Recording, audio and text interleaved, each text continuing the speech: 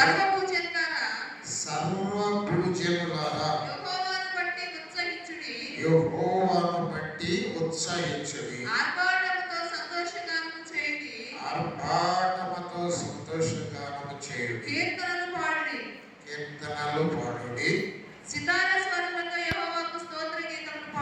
చాలా ఇక్కడ నేను మీతో చెప్పేది ఏంటంటే, సమస్త దేశములు సర్వ భూజనులు యెహోవాను సేవించాలి. సమస్త దేశములు సమస్త భూజనులు ఒక్కరు కూడా ఆయన కాకుండా ఇంకెవరిని సేవించకూడదు. ఎందుకని? ఆయనే దేవుడు, ఆయనే సృష్టికర్త. సృష్టిని ఎవరు నిర్మించారు? ఆయనే నిర్మించారు. సరే, కానీ ఇది జరగట్లా. మనము ఆది కాండములో సృష్టి నిర్మాణాన్ని చూస్తాం, ప్రకటన గ్రంథములో సృష్టి అంతాన్ని చూస్తాం. ఆది కాండములో దేవుని ఉద్దేశ్యము ప్రకటన గ్రంథములో లాస్ట్లో నెరవేరుతుంది. నూతన ఆకాశము నూతన భూమి. ఈ భూమి ఈ ఆకాశము గతించిపోతాయి. హల్లెలూయా చెప్పండి. కొంచెం ఇక్కడే ఉండండి, మనసు పెట్టండి. ఈ మాటలు దేవుడి మాటలని గ్రహించి వినండి. కొంచెం భయం తెచ్చుకోండి. దేవుని కొంచెం భయం, ఇక్కడ దేవుడు ఉన్నాడు అనే గ్రహింపు తెచ్చుకోండి. చాలు, ఎత్తివించబడతారు. ఈ గ్రహింపు లేకపోతే ఒకవేళ దేవుని కోపం వస్తే పరిస్థితులు వేరుగా ఉంటాయి. హెచ్చరించాలి కనుక హెచ్చరిస్తున్నారు. నిర్లక్ష్యంగా ఉంటుంది. ఎవరు కూడా నిర్లక్ష్యంగా ఉండద్దు. వేరే ఆలోచనలతో, నీ సొంత ఆలోచనలతో ఆలోచించవద్దు. దేవునికి భయపడడానికి ఇక్కడికి వచ్చిన వారు సమస్త దేశములారా యెహోవాకు ఉత్సాహధ్వని చేయండి. ఇది ఎప్పుడు జరుగుతుంది? అలాగే చూడండి, నేను మీకు ప్రశ్న వేశాను. ఈ భూమి మీద మనుషులందరూ యెహోవాని ఎప్పుడు సేవిస్తారు? ఒకసారి ఆలోచించండి, మీ బ్రెయిన్ ఆలోచించండి. ఇప్పుడు సేవిస్తున్నారా? పోనీ అందరూ యెహోవాని సేవిస్తున్నారా? యెహోవాని సేవిస్తుంటే కొట్టి ఏమంటారంటే జై శ్రీరామ్ అని అని అనిపిస్తున్నారు బొట్లు పెట్టి. ఎందుకంటే ఈ మనుషులకు జ్ఞానం లేదు. సినిమాలో కూడా రాశారు, చక్కని రచనలు రాశారు, చక్కని పాటలు రాశారు. ఈ రెండాలు లేదు. చిల్లరి రాళ్లకు ఒక్కుతూ ఉంటే పాట ఎప్పుడైనా మరి పాట చిల్లరి రాళ్లకు ఒక్కుతూ ఉంటే చెడిపోతూరా ఊరి ఊరే అని రాశారండి. నాకు భలే నచ్చింది ఆ మాట. చిల్లరి రాళ్ళు అనకుండా చిల్లరి దేవుళ్ళు అంటే భలే ఉండేది. మా ఎక్సైజ్ అంటే చిల్లర ఏమన్నా ఉందా? చిల్లర. అందుకని ఈ లోక దేవతలన్నీ ఆయన ముందర చాలా వాస్తవాలు. అయితే ఇప్పుడు ఇది జరుగుతుంది, అది నా ప్రశ్న. మీ బుర్రకి ఏమన్నా చెప్పండి, ఇలాంటి ఎప్పుడు జరుగుతుంది? 1000 ఏళ్ళు 80 యేసు రాజ్యమేలో 1000 ఏళ్ళు 80 యేసు రాజ్యమేలో ఈ లోక రాజ్యములన్నీ ఆయనవేయో ఈ లోక రాజ్యములన్నీ ఆయనవేయో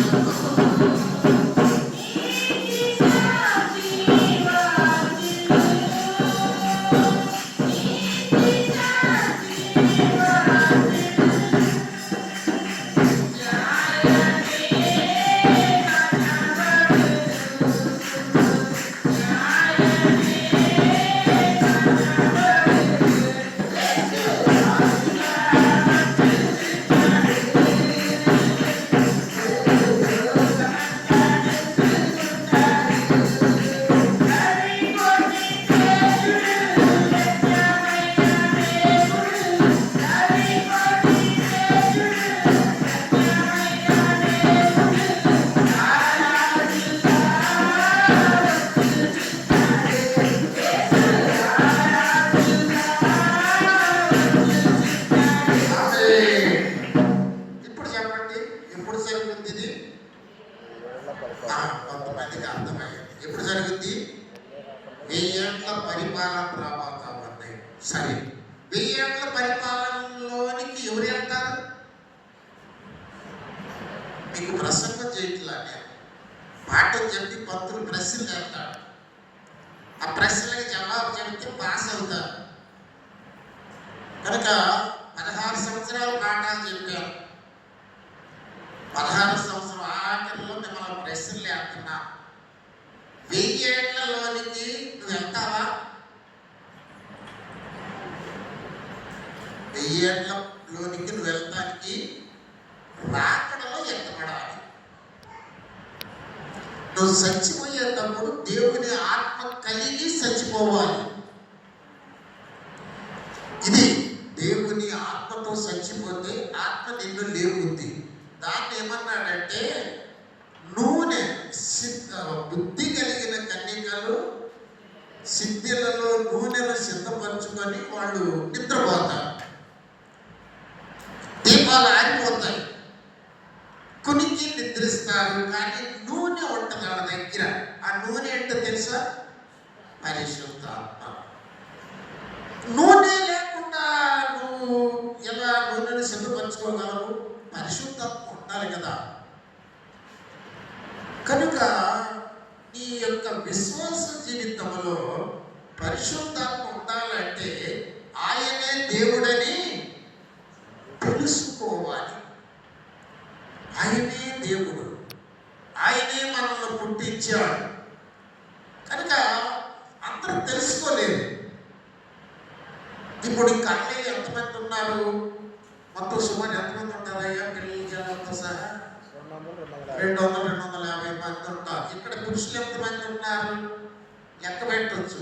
లెక్క పెట్టయ్యా అబ్బాయి, అక్క సమయాలు పురుషులు ఎంతమంది ఉన్నారు? ఒకసారి లెక్క తిరిగి అబ్బాయి కొద్దిగా లెక్కలో ఫస్ట్ ఎంత తిరిగి ఎంతమంది ఉన్నారు? 15.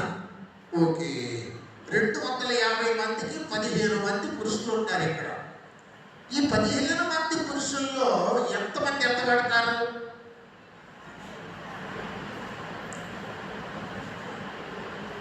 ఈ 15 మంది పురుషులు ఎంతమంది ఎత్తబడతారు అని ప్రశ్నేశారు. ప్రసంగం చెప్పట్లా. నేను ఎత్తబడతాను అని నువ్వు చెప్పగలిగితే, చెప్పాలి అంటే నీకు దేవుడు ఎవరో తెలుసుందా? ఆ దేవుడు ఏమి చేశాడో తెలుసుందా? ఆ దేవుడు నీ జీవితంలో ముందుకు దేవుడు చేస్తాడో తెలుసుందా?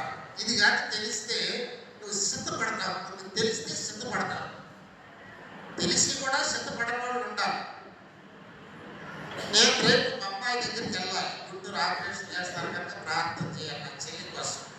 నేనేం చేయాలి? పొద్దున్నే లిగితే వెళ్తానా లేకపోతే నిద్రపోతే వెళ్తానా? గుంటూరు ఎగవాలి కదా, లేచి బస్సుతో ఆ బండితో పట్టుకొని వెళ్ళాలి కదా గుంటూరు.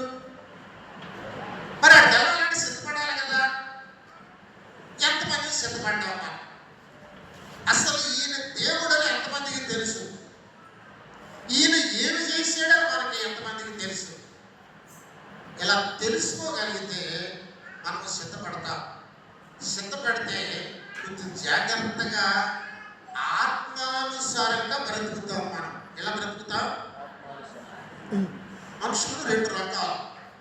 ఆత్మానుసారంగా బ్రతికేవారు 2 రకం. ఊరే తెలిసే నేను ఏమో అనుకున్నాను మిమ్మల్ని. శరీరానుసారంగా బ్రతికేవారు, ఆత్మానుసారంగా బ్రతికేవారు.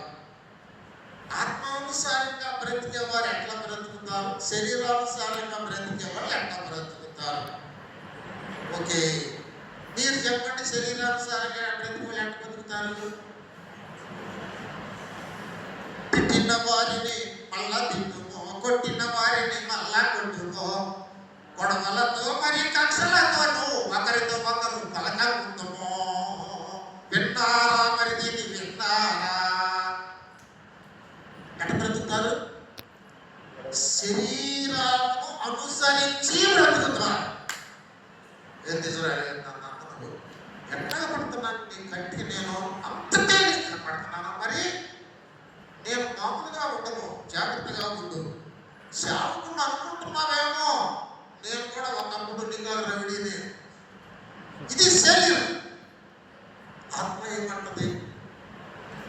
తప్పయ్యా పాస్టర్, నువ్వు ఆత్మానుసారమైన బిడ్డవి, ఆత్మానుసారంగా బ్రతకమని బోధించే బిడ్డవి. ఈ విధంగా ఒక ఇశ్రాయేలు గారు అమాయకుడని పట్టలేడని ఆయన మాట్లాడలేడని ఇష్టం వచ్చినట్టు మాట్లాడదాక అంటది ఆత్మ. అప్పుడు నేను ఏం చేయాలి? ఆశీర్వాదం ఏం చేయాలి? అయ్యా నేనేదో అహంకారం వాళ్ళని అన్నానయ్యా, దేవుని అమ్మ నన్ను గద్దించింది, నన్ను క్షమించయ్యా, సోదరుడా నన్ను క్షమించి, ఇక నేను ఎప్పుడు ఇదిగా అయ్యా ఈ చేతులు కాళ్ళు అనుకో అని నేను అనాలి. ఆత్మానుసారం.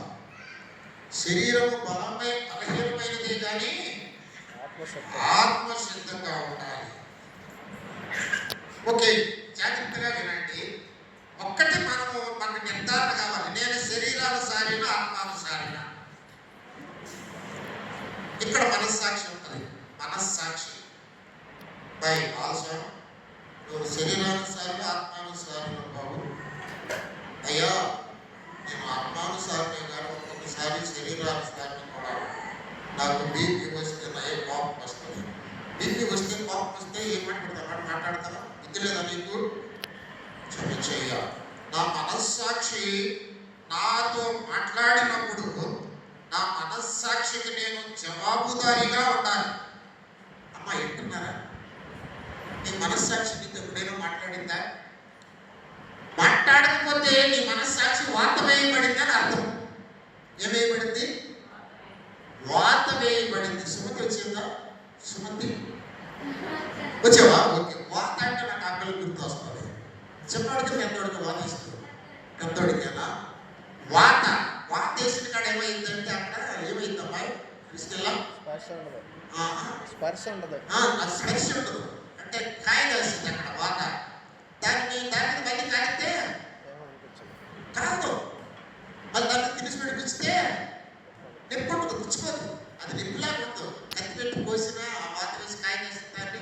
అది స్పర్శ ఉంటుంది, ఉంటుంది అక్కడ. మనస్సాక్షి కొంతమందికి ఏమైపడింది? ఆ అబ్బాయి వాక్యంలో పాపం చేస్తారు కానీ సిగ్గుంటుందంట. ఇంకా మన పెద్దవాళ్ళు ఏమంటారంటే వీడికి సిగ్గు లేదు, శరం లేదు, సీము లేదు, ఎత్తురు లేదు, వీడికంటే ఇట్లా అంటారు. వాళ్ళని ఏమంటారంటే మనస్సాక్షి వాత వేయబడింది. వాళ్ళ మనస్సాక్షి వాళ్ళకి కనిపించదు, అది వాత వేయబడింది. ఈ పాపములతో అది కాల్చి వేయబడింది కనుక వాళ్ళకి ఆత్మానుసారమా శరీరానుసారమా అర్థం కాదు. మనలో వాత వేయబడిన మనస్సాక్షి ఉన్న వాళ్ళు ఎత్తపడరు. హల్లెలూయా. అందుకనే రాతి గుండెను తీసివేసి మాంసం గుండెని చేతులు అంటాడు దేవుడు. ఇక్కడ 88వ కీర్తనలో ఒకసారి చూడండి. ఎందుకంటే ఏం చెప్తున్నానంటే మీకు అందరూ ఈ దేవుడిని స్తుతించాలి. ఈయన సృష్టికర్తని తెలుసుకోవాలి. ఈయనే సృష్టించాడని అర్థం కావాలి. ఈయనే నిన్ను నీ కుటుంబాన్ని పోషిస్తాడు. నిన్ను పుట్టించేదాయనే, నిన్ను పోషించేదాయనే, నిన్ను రక్షించేదాయనని నువ్వు తెలుసుకోవాలి. తెలుసుకోవాలంటే నువ్వు బతికుండాలి. బతికుండాలంటే నీ మనస్సు వాత వేయబడిన స్థితిలో ఉండకూడదు. నీ మనస్సాక్షి నీతో గద్దించే స్థితిలోనికి నువ్వు రావాలి. నా మాట మీకు అర్థమైతే అన్ని చెప్పండి. ఒకసారి చూడండి ఈ మాటలు. 88వ కీర్తన ఒకసారి చూడమ్మా. 88వ కీర్తన కొంచెం వెనక్కి తిప్పు. యెహోవా నాకు రక్షణకర్తవు దేవా. అక్కడ కాదు కానీ 10వ వచనం చదువు. మృతులకు నీవు అద్భుతములు చూపెదవా. మృతులకు నీవు అద్భుతములు చూపెదవా. అద్భుతములు చూపెదవా. ప్రేతులు లేచి నిన్ను స్తుతించెదరా. అదేంటి అది కథ.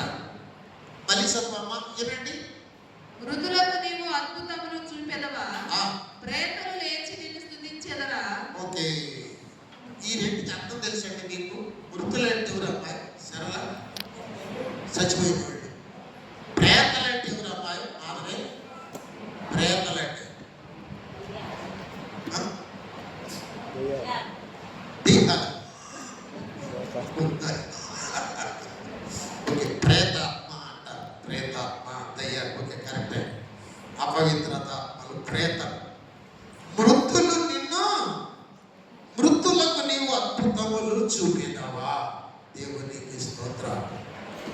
సచ్చిన వాళ్ళు దేవుని అద్భుతాలు చూడరంట, కన్ఫర్మ్. ఇప్పుడు నేను నీకు ఏం చెప్తున్నా అంటే, నీ మనస్సాక్షి సచ్చిందా బతికిందా? ఇది నా ప్రశ్న. అడగండి మనస్సాక్షి. ఎప్పుడన్నా నీకు గెలుతుందా మనస్సాక్షి? నువ్వు తప్పు చేసినప్పుడు గద్దిస్తుందా? కనీసం దాన్ని బతికించుకోడు. వృద్ధులు అయిన అద్భుతాలు చూడాలంట. మనస్సాక్షి సస్తే ఈ మనస్సాక్షికి ఏం చేస్తుందో అర్థం కాదు. తను చేసే తప్పులు, తను మాట్లాడే మాట, విలువలేని మాటలు, వ్యర్థమైన మాటలు, శిక్ష, శాపము, భయంకరమైనటువంటి దేవుని ఉగ్రతను తెచ్చుకునేటువంటి ప్రవర్తన. దీని ద్వారా నీకు శ్రమ వస్తుందని మనస్సాక్షికి తెలియదు. వాళ్ళు శిక్షలోనికి వెళ్ళిపోతారు. ఆ కుటుంబాలు శిథిలమైపోతాయి.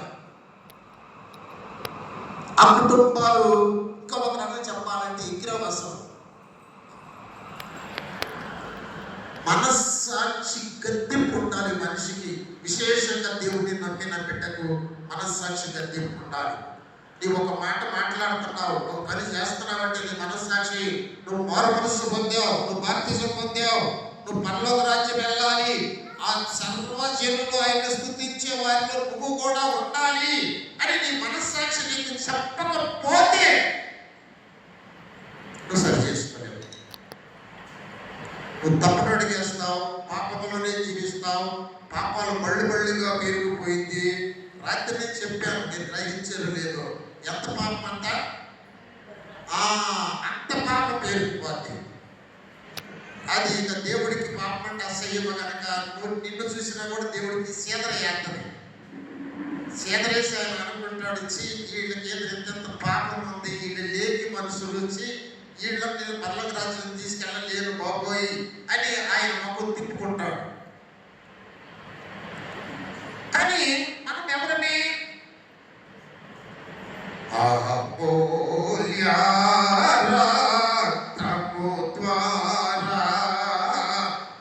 రక్షణ పొందిన జనులారా, సర్వశక్తుని ప్రజలారా, పరిశుద్ధులారా, పాడెదము ఘనత మహిమ స్తుతులను. పరిశుద్ధులారా పాడెదము. హల్లెలూయా. Who are you? And who I am? నేనెవరిని, మీరెవరు? లోకస్తులమా, గొడవలాడుకునేవాడిమా, తగాదాలు కక్షలతో శరీరానుసారంగా బ్రతికే వాళ్ళమా, ఇదే శాశ్వతం అనుకొని కొట్టుకొని కక్షలు పెట్టుకొని ఇదే ఎత్తుకొని మూట కట్టుకొని వెళ్తాం అనుకునే వాళ్ళమా మనము? We are holy person. పరిశుద్ధమైన యేసు రక్తము ద్వారా కొనబడి ఆయన యొక్క బిడ్డలుగా కనబడి ఆయన వాక్యం మనల్ని కన్నది, ఆయన రక్తం మనల్ని కొన్నది. ఆయనే మనల్ని పుట్టించను, ఆయనే మన దేవుడు అని గ్రహించిన బిడ్డలు మనం. కనుక నేను ఇది గ్రహిస్తే 10 మందిని వాళ్ళ మనస్సాక్షిని రేపి, వాళ్ళ మనస్సాక్షిని పునికొల్పి దేవుని వైపు మళ్లించడానికి నా జీవితాన్ని ధారపోస్తాను, నా ప్రాణాన్ని ధారపోస్తాను, నా యావత్ సమస్తము ధారపోస్తాను, ఒక నలుగురినైనా రక్షించుకుంటా. ఆ పని మీదే నేను బ్రతుకుతాను. ఆ భారము నా మనస్సాక్షి చెప్తా ఉండగా నా గుండెల్లో ఉంటుంది. అయ్యో వీడు చచ్చిపోతే నరకానికి వెళ్తారే అనేటువంటి ఆ భారము నా గుండెల్లో ఉంటుంది. అది ఆ భారాన్ని ఏమంటారంటే దేవుని భారము అంటారు. ఏమంటారు? దేవుని భారం ఏంటంటే నశించిపోయే ఆత్మల ఎడల ఆయన కన్నీరు, ఆయన రక్తం, ఆయన శిలువ బలియాగం మొత్తాన్ని ధారపోశాడు. ఆ భారములో ఆయన బిడ్డలకు కొంత భారం ఉంటుంది. తండ్రి కష్టపడుతున్నాడంటే, నాన్న పెద్దతనం అయిపోయింది నీకు, నువ్వేం కష్టపడుతుంది, నేను ఉండాలి, ఇప్పుడు నేను యవనొస్తుంటే నేను నీ పని చేస్తాను. నీ దేవుడు పని చేసి మిగిల్చి వెళ్ళాడు. సాతానుడు పని చేస్తున్నాడు, అనేక మందిని చంపేస్తున్నాడు, ప్రేతలుగా చేస్తున్నాడు, వాళ్ళ మనస్సాక్షులను వాత వేస్తున్నాడు, వాళ్ళని సాతాను లోకంలో కలిపేసుకుంటున్నాడు.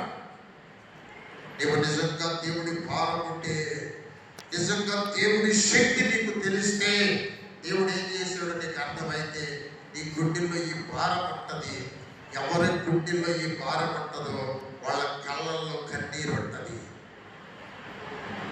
ఎవరి గుండెల్లో నశించిపోయి ఆత్మల విషయంలో భారం ఉంటుందో వారి కళ్ళల్లో కన్నీరు ఉంటుంది. వారి ప్రార్థన కన్నీటితో నింపబడి ఉంటుంది. వారి ప్రార్థనలో భారం ఉంటుంది. కనుక వారి ప్రవర్తన ద్వారా ఒక వ్యక్తిని రక్షించడానికి బ్రతుకుతారు వారు. హల్లెలూయా. వారిని ఆత్మ నడిపిస్తుంది. వారు చచ్చిపోతే ఆత్మ లేపుకుంటారు.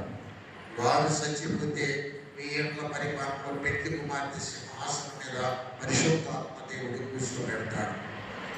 వాళ్ళు 1000 ఏళ్ళ పరిపాలనలో ఉంటారు. అలా సిద్ధపడిన వారే అక్కడికి వస్తారు. ఒకసారి 87వ కీర్తన ఒకసారి చూడండి. 87వ కీర్తనలో బలి చక్కగా ఉన్నదండి. కోరల కుమారులు రాస్తారు. నేను చదువుతాను చూడండి. 87 కీర్తన తీయండి, గబగబా చెప్పేస్తాను. ఆయన పట్టణపు పునాది పరిశుద్ధ పర్వతం మీద వేయబడి ఉన్నది. ఎక్కడ వేసాడంట పునాది? పరిశుద్ధ పర్వతం మీద. యాకోబు నివాసములన్నిటికంటే సియోను కొమ్మములు యెహోవాకు ప్రియములై ఉన్నవి. యాకోబు నివాసాలన్నిటికంటే సియోను కొమ్మములు యెహోవాకు ప్రియములై ఉన్నవి. కొంచెం జాగ్రత్తగా వింటున్నారు మీరు? అల్లి చెప్పండి. యాకోబు నివాసాలంటే, యాకోబు అంటే మోసగాని నివాసాలు. బోకురేవు దగ్గర ఇజ్రాయేలుకు పేరు పొందాడు. మళ్ళీ అక్కడి నుంచి కొంచెం ముందుకు వచ్చిన తర్వాత ఎక్కడండి ఇదో చెప్పాను నేను. దేవునికి స్తోత్రం. ఆదికాండంలో టైం వదిలి అక్కడికి వెళ్ళి మళ్ళీ ఏం చేస్తాడు? తన కూతురు కోడు చేసుకుంటాడు. ఏమండి? బలిపేటి కట్టిస్తాడు. కుమారులు రౌడీలాగా తలగా నరికేసేస్తారు ఒక ఊరోళ్ళందరినీ. ఏమండి? ఇజ్రాయేలుగా బాప్తిజం పొందాడు, మారు మనసు పొందాడు. మళ్ళీ అక్కడికి వెళ్ళిన తర్వాత కుటుంబం బిడ్డలు అందరూ పాడైపోయారు. ఏడుస్తూ ఉన్నాడు యాకోబు.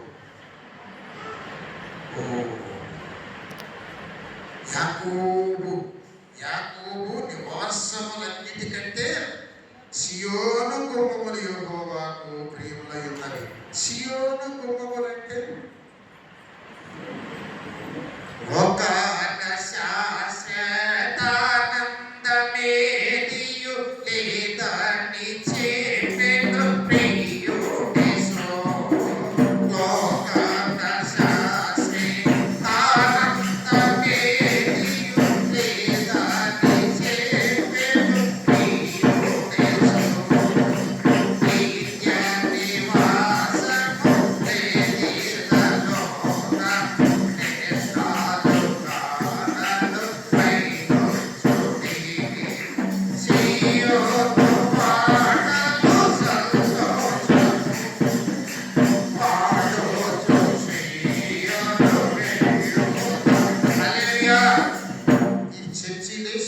గుమ్మాలు. ఈ గుమ్మాలలోనికి వచ్చేవారు ఈ లోకము శాశ్వతమైనదని దృష్టి ఉంచాలి. ఈ లోకము శాశ్వతమైనది కాదు, శాశ్వతమైనది నిత్యమైనది నా దేవుడు పరలోక పట్టణములో, ఆ పునాది గల పట్టణంలో నా కోసం సిద్ధపరిచాడు. వీళ్ళ దృష్టి అక్కడ ఉండదు, ఇక్కడ ఉండదు. హల్లెలూయా, హల్లెలూయా. భార్య బిడ్డలు మాయరా, లోక నివాసులు మాయరా కదా, విడిచిపెట్టుదురు ఒక్క దినమే. విడిచిపెట్టరండి. నేను ఉన్నవాళ్ళు ఈరోజు లేరు, పోయిన సంవత్సరం ఉన్నవాళ్ళు ఈ సంవత్సరం లేరు. నా కొడుకులు, నా కూతుళ్ళు, నా మనవళ్ళు అని ఎంతో ఏడ్చి అల్లాడినటువంటి ఆ జీవితాలు ఇప్పుడు లేవు. వాళ్ళు ఏం తీసుకెళ్ళింది కూడా లేదు. ఇక్కడ నుంచి ఎవరు తీసుకెళ్ళారమ్మా? వాళ్ళు దేనికోసం బ్రతికారో దాంట్లో ఇప్పుడు మందు కూడా తీసుకెళ్ళాలా ఇక్కడ నుంచి. రేపు నువ్వు నేను కూడా తీసుకెళ్ళేది లేదు. భ్రమే కనుక సియోను గుమ్మములాంటి ప్రియములంటే ఈ లోకంలో నాకేది లేదు. తింటానికి ఒక ముద్ద, హాయిగా పడుకొని నిద్రపోతానికి కమ్మని నిద్ర, ఉదయాన్నే లేచి ఆయన స్తుతించుకునే మనస్సు, రక్షించబడిన ఆత్మానుసారమైన జీవితం ఎలా చాలు. వీళ్ళు సియోను మనుషులు, వీళ్ళు ఆత్మానుసారమైన మనుషులు, వీళ్ళ దృష్టి అక్కడ ఉన్నది అంటాడు. చూడండి, ఆ యాకోబు నివాసములన్నిటికంటే చూస్తున్నారు వాక్యం 87 కింద చూస్తున్నారా? సియోను గుమ్మములు యెహోవాకు ప్రియములై ఉన్నవి. దేవుని పట్టణము ఇక్కడే నిర్మించబడతా ఉన్నది. దేవుని పట్టణంలో నివసించే వారికి ఇక్కడ బోధించబడతా ఉన్నది. బోధనొందిన వారు ఆత్మానుసారముగా మార్పు చెందుతారు. బోధనొందిన వారు మనస్సాక్షి వాతవేయబడకుండా మాంసముతో నిర్మితమైన మనస్సాక్షిగా ఉంటుంది. ఈ వాక్యము వారి యొక్క వాతమయబడినటువంటి మనస్సాక్షిని పొడుస్తుంది. ఆ వాత తొలగిపోయింది, నొప్పి వస్తుంది. వాక్యము గుచ్చినప్పుడు బాధ పెట్టుద్ది. అయ్యో, నేను ఎందుకు ఇలాంటి బ్రతకాలి అనిపిస్తుంది. ఒక ఆయన ఎన్నో సంవత్సరాల నుంచి ప్రసంగం చేస్తున్నాడు రీసెంట్గా. ఒక ఆయన దృష్టి పెట్టుకొని బాప్తిజం పొందవయ్యా అంటే పొందుతాను పాస్టర్ అన్నాడంట. ఒకరోజు ఒక ఆయనకి సమయం ఇచ్చాడంట. ఆయన మాట్లాడేటంట, బూడిదలో పడుకుని గాడిదా, నువ్వు ఎప్పుడు బాప్తిజం పొందుతా? బూడిదలో పొరలాడే అట్టి గాడిదా అని ప్రసంగం చేశాడంట.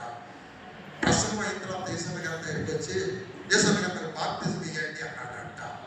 ఏమిటా, ఎందుకని నా నుంచి నీకు బాప్తిజం తీసుకుంటాను? నేను బూడిదలో పడుకునే గాడిద అన్నాడు, బూడిద మూసుకునే గాడిద అన్నాడు, నేను బాప్తిజం ఇవ్వండి అన్నాడంట. కనీసం అచ్చురుకుదరమైన వాక్యం చెప్తుండగా నీకు తగవాలి.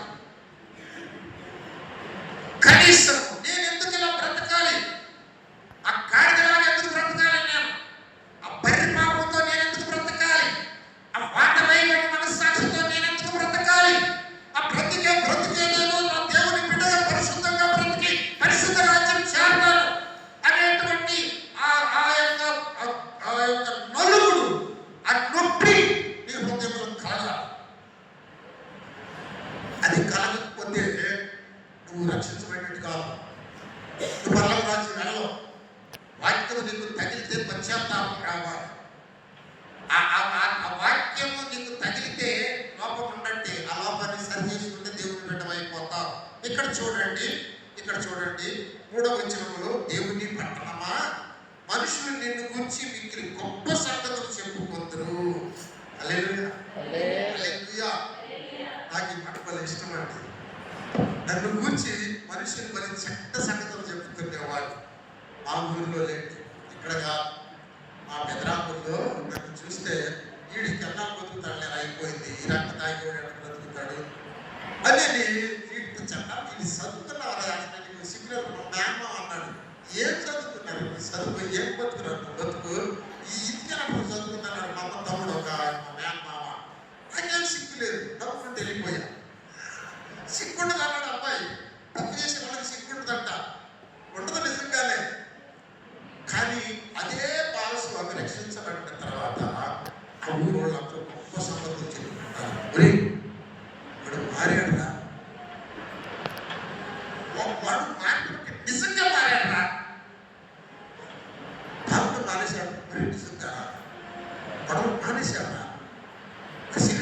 మానేశాడా? పాపం మానేశాడా? మనుషులు నిన్ను గురించి గొప్ప సంగతులు చెప్పుకుంటారు.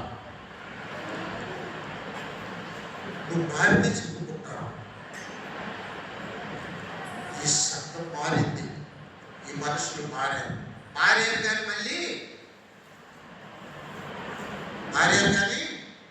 మళ్ళీ ఒక చిన్న పిల్లండి, చిన్న పిల్ల.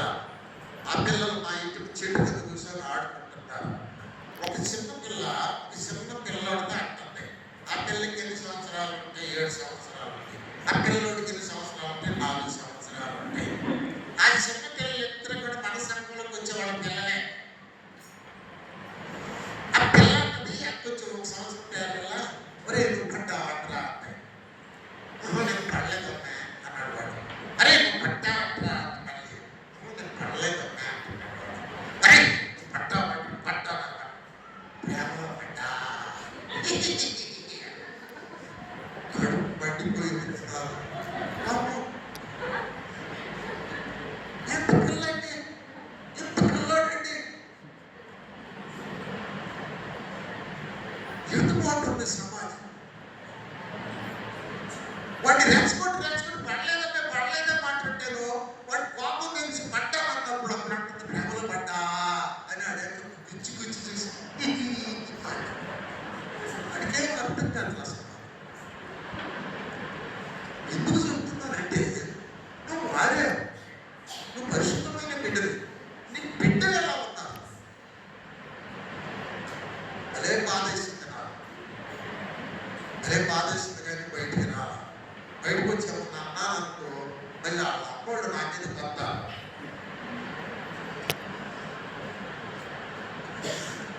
ఎందుకంటేనండి మనుషులు నిన్ను గురించి గొప్ప సంగతులు చెప్పుకుంటారు. వాళ్ళ పిల్లలు మారారు. నిజంగా చెప్తున్నానండి, బలిపీఠ మీద కూర్చొని నేను మారిన తర్వాత నా పిల్లలు మారారు.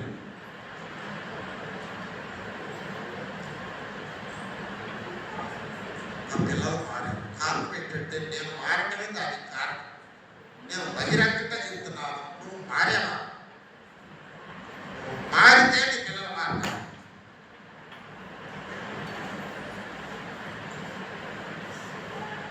ఒక్కసారి ఆలోచించు, నిజంగా ఆలోచించు. నిజంగా నువ్వు మారితే, నిజంగా మాడితే, నిజంగా నువ్వు మారితే నీ పిల్లలు మారుతారు. మారకపోతే నీ పిల్లలు మారు. మారి వెనక్కి తిరిగి మళ్ళీ లోపలికి వచ్చిన పిల్లలు మారడం అస్సలు మారు. ఇందులో ఒకటి పోయి 7 దెయ్యాలు నీకు పట్టుకుంటే 7 3 నీ పిల్లలు పట్టుకుంటారు. కాబట్టి ఇక్కడ ఏమంటాడంటే మనుషులు నిన్ను గురించి గొప్ప సంగతులు చెప్పుకుంటారు. రాహాబు, ఐగుప్తు, బబులోను నాకు పరిచయమని నేను తెలియజెప్పుచూ ఉన్నాను. ఫిలిష్తియా, తూరు, కూషులను చూడును, వీరు అచ్చట జన్మించిరని అందురు. ప్రతి జనము దానిలో జన్మించును. సర్వోన్నతుడు తానే దాన్ని స్థిరపరిచిననియు సియోనును గురించి చెప్పుకుందరు. యెహోవా జన్మల సంఖ్య రాయించినప్పుడు ఈ జనములు అక్కడ జన్మించునని సెలవించును. పాటలు పాడుచు, వాయిద్యములు వాయించు, మా ఓటలన్నీ ఇయంతే ఉన్నవని వారు అందరూ. నీకేమర్థమైందో నాకు తెలియదు కానీ నాకు చాలా అర్థమైంది ఇక్కడ. హల్లెలూయా. మా ఓటలన్నీ ఇయంతే వాద్యము వాయించి పాడినను. మా ఓటలన్నీ ఇయంతే వాద్యము వాయించి నిత్య నివాసము నీ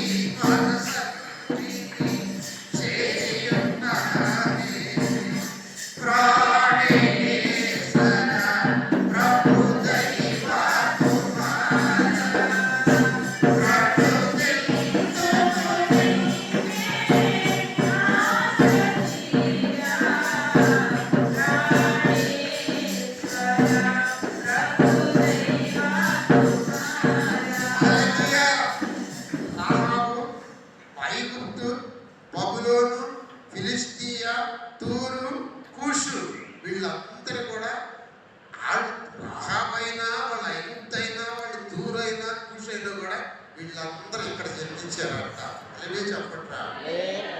వీళ్ళందరూ పాటలు పాడతారంట. మా ఓట్లన్నీ నీ ఎందేనయ్యా అని. వీళ్ళందరూ ఆ దేశవాసులు, ఆ సమస్త జనులందరూ కలిసి అక్కడ దేవుణ్ణి స్తుతిస్తా ఉంటే ఆ దేవతలు చూసి చూసి చూసి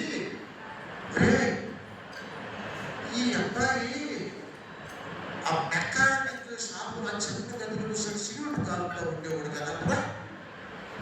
అవునయ్యా, అవును అక్కడే మధ్యాహ్నం ఆ నాపరాయి కొట్లో పడుకొని ఉండేవాడు కదా.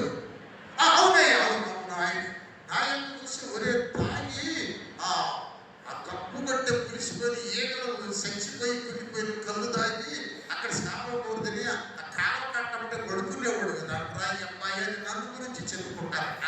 మరి ఏంటి వీళ్ళు ఎక్కడికి వచ్చి ఆరాధన చేస్తున్నారంటే వీళ్ళ ఓటర్లన్నీ కూడా సియోను కుంభములో పొందారు. కనుక ఈ ఓటర్లన్నీ ఇక్కడ నుంచే పొందుకున్నామయ్యా. ఈ సంగమం మార్చింది, ఈ వాక్యం మా బ్రతుకును మార్చింది. ఒకప్పుడు మేము రాహాబే, ఒకప్పుడు వేసే, ఒకప్పుడు మేము ఐగుప్తే, ఒకప్పుడు మేము కూషే. భయంకరమైన విగ్రహాలను చేశాం.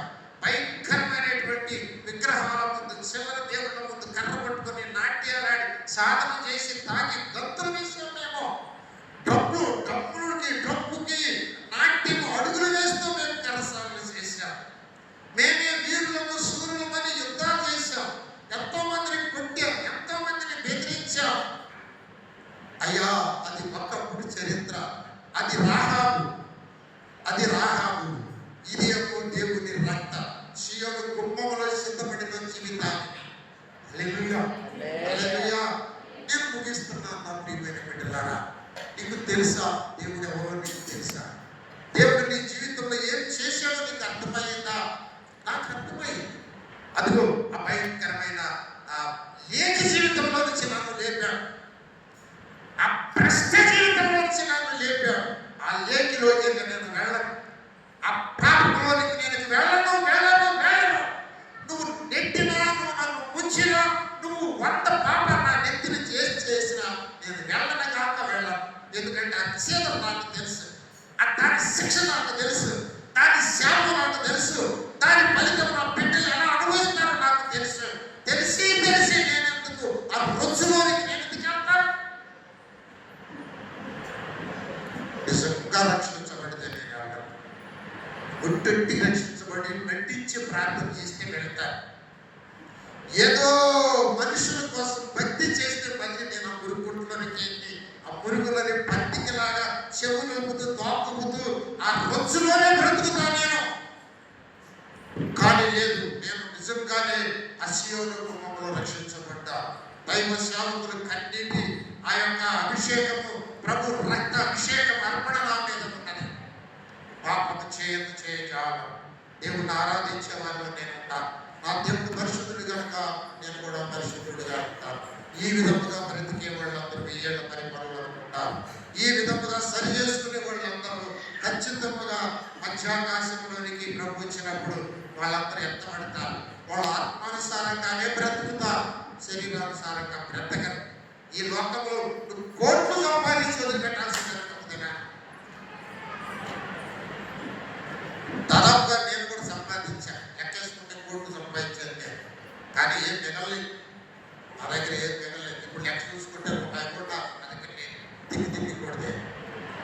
కానీ నాకు ఒక నిరీక్షణ, ఒక ధైర్యం ఏంటంటే నేను చచ్చిపోతే దేవుడి దగ్గరికి వెళ్తాను. ఇది ఒక్కటే నాకు చాలు.